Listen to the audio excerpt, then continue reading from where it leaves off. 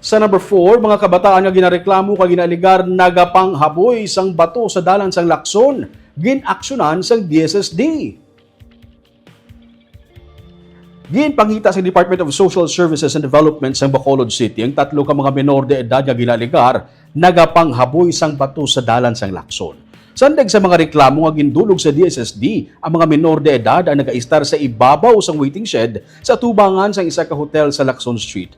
Ginsiling ni Anjanet Servano, pamuno sang DSSD Anti-Mendicancy Division, sarang ipahamtang sa government facility ang tatlo ka mga kabataan kung mapamatud-an nga wala sang ikasarang ang ilang ginikanan sa pag-atipan sa ila. Ginklaro man niya nga base sa panaysayon sang kabataan, hindi matuod nga nagapanghaboy sila sang bato. May isa kuno ka persona nga legal ang pangidaron nga nagaupod sa ila nga amo ang nagapanghaboy. Matapos nga ginistorya sang DSSD ang mga bata na hibaluan nga sila ang kaupod sa 15 ka mga rugby boys nga una nga ginrescue sa gobyerno sa plaza. Apang suno kay Servano, matapos nga ginpanguli sa ginikanan ng amo nga mga bata, nagbalik naman ini sa kilid sang dalan. Ginbalik liwat ang tatlo ka mga bata sa ilang ginikanan matapos nga nagwaras bangod wala pa sang kalanon. Suno sa DSSD, hindi nila pwede i-hold ang mga kabataan bangod may mga ginikanan pa sila.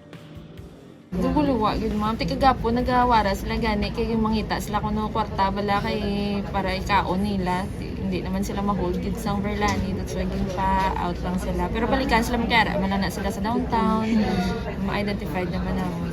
Bali anong naobrahon nyo sila, miss?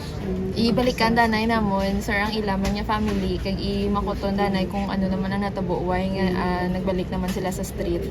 Kung digid naton sila per assessment man sang social worker padigid sila naton mabutang man sa facility. So tutukan sila ma'am namon this week.